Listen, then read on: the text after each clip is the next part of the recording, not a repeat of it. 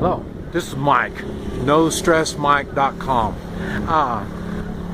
I had someone make a comment, and one or a couple of the words that they said was morally inadequate, and it really caught my eye.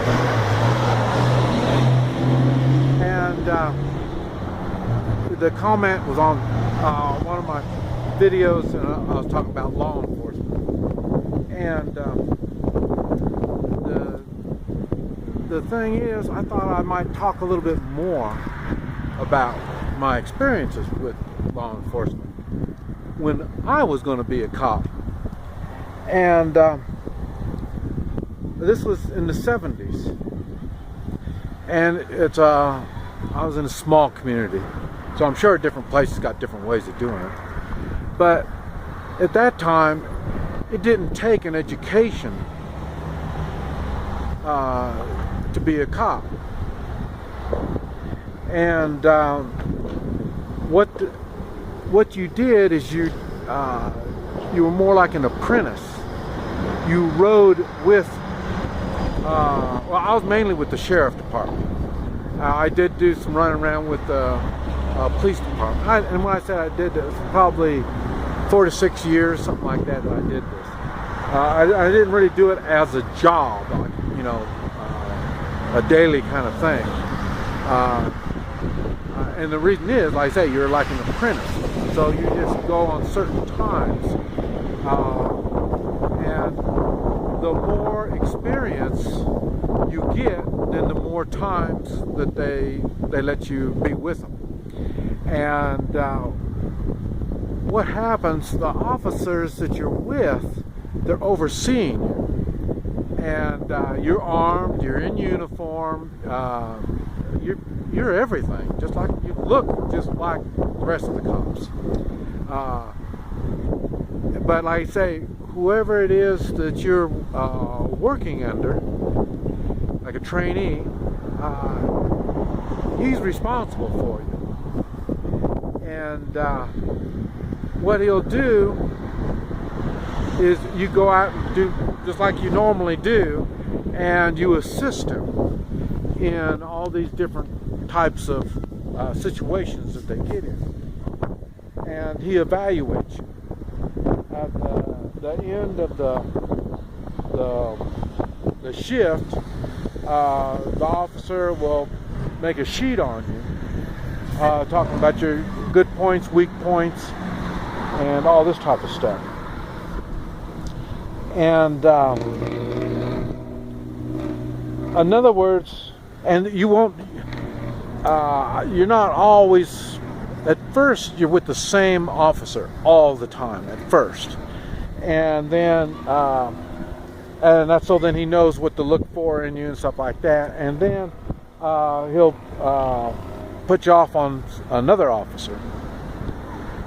And what they're doing is they get different viewpoints from different officers. And that's the way they used to weed out the weak ones that won't cut it. And the reason I say it like that is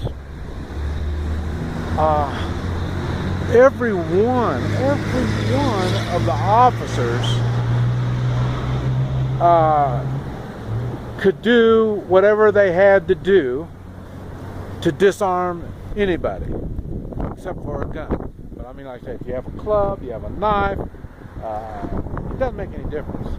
And you could disarm them. I mean, it's the same thing for me. I'm not that concerned about anything until you pull out a gun. Now, when you pull out a gun, then things change. Now, and it's not like it is now. Now, when you pull out a gun, then all they got to do is shoot you and say, well, that's justified. In those days, it wasn't like that. Well, one thing, many people had guns. And like I say, now they're trying to say, you know, you need a concealed carry permit, or, you know, and they make a big deal about open carry and stuff like that. Well, back in the 70s, we had a lot of open carry, and it wasn't a big deal. We had concealed carry. It wasn't legal or illegal. It was our right, our constitutional right. And like I say, don't forget, I'm from a small community down along the Kansas-Oklahoma line. So, and like I say, we pretty much know everybody. We know everybody in the community. So, when it come to, we knew who the criminals were.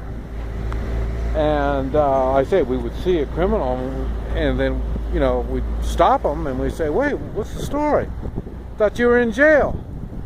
And then they'll tell us that they got out and stuff. Normally we get notification when somebody gets out of jail. And but what I'm talking about is the officers at that time, they looked for criminals.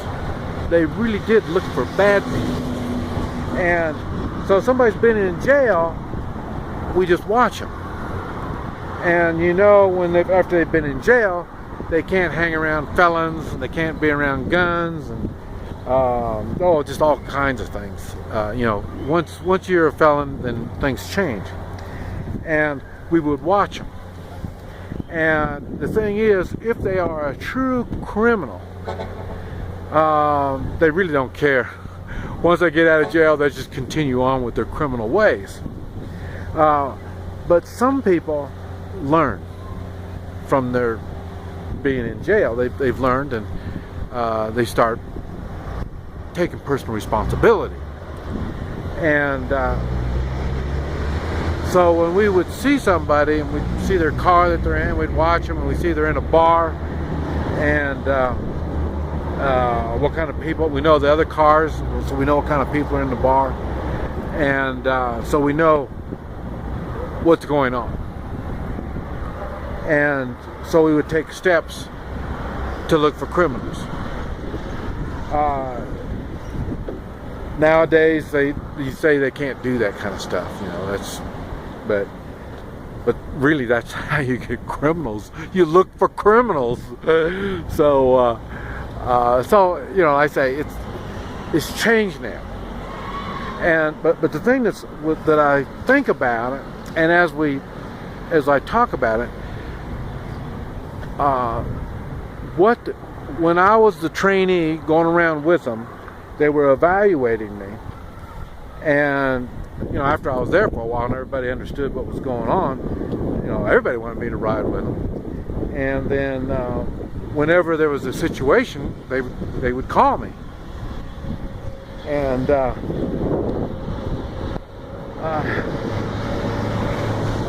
I say, I like police officers. I say, I don't have any problems. Seldom do I have problems.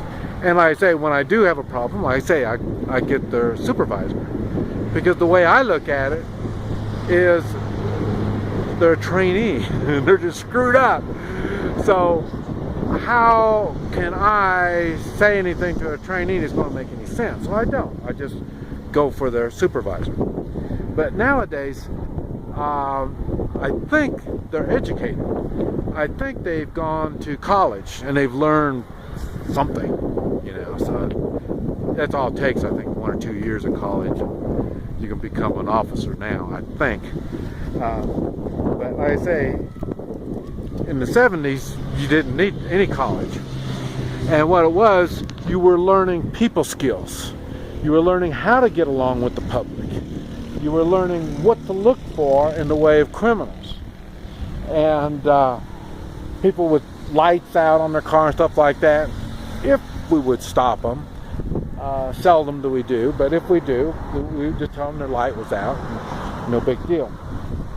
Now, you notice they got a certain procedure they go through. Well, they want to see your driver's license, they want to see your insurance, you know. So I've always wanted to know, what are you stopping me for? Yeah, but see, like I say, to me, this is This is more like tyranny. That's what it is. If you stop me for my light, I understand. You want to give me a ticket? No problem. You need my driver's license so you can write out the ticket. I understand all this. But I say now it's more, they don't look for criminals. They look for a lawbreaker. And we're all lawbreakers some way or another.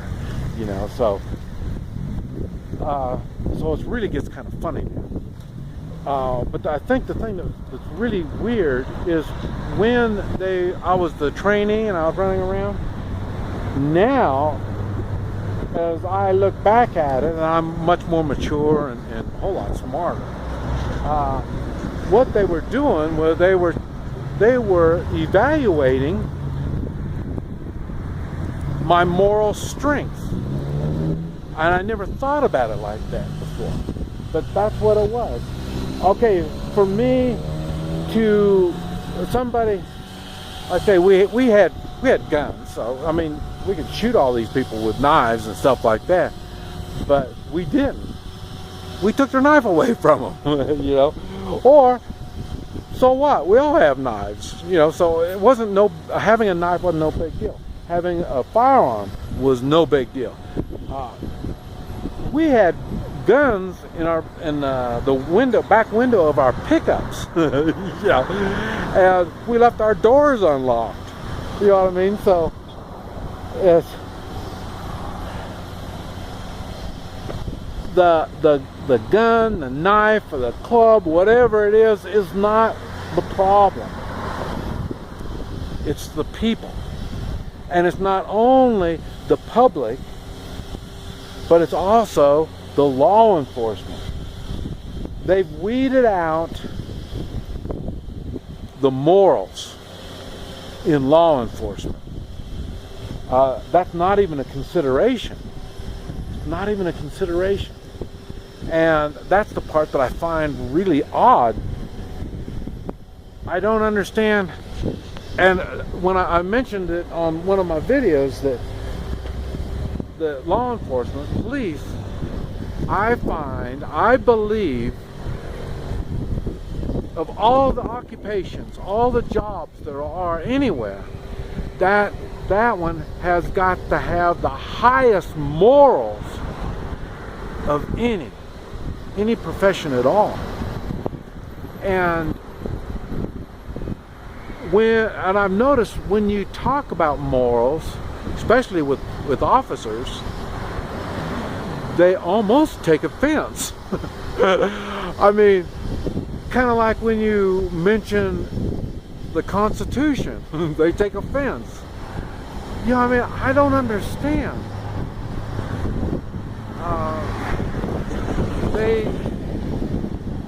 We are supposed to be, and it's not even the criminals. I don't think they look for criminals. They look for lawbreakers. And that's why they're called law enforcement. It's law. It has nothing to do with morals. And I got to think about this more, because I never looked at it like that on the officers that I've had problems with. I do know, anytime I had problems with the law, we were able to get it corrected once I found somebody with morals.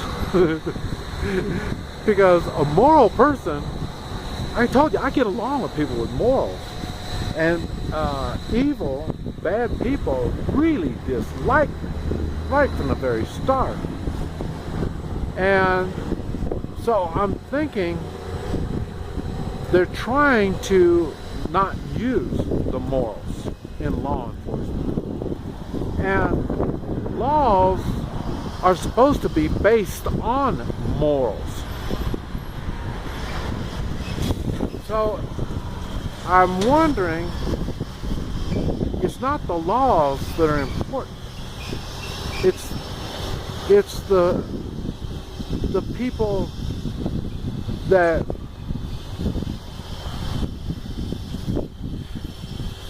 they don't have moral strength, the moral abilities to see things.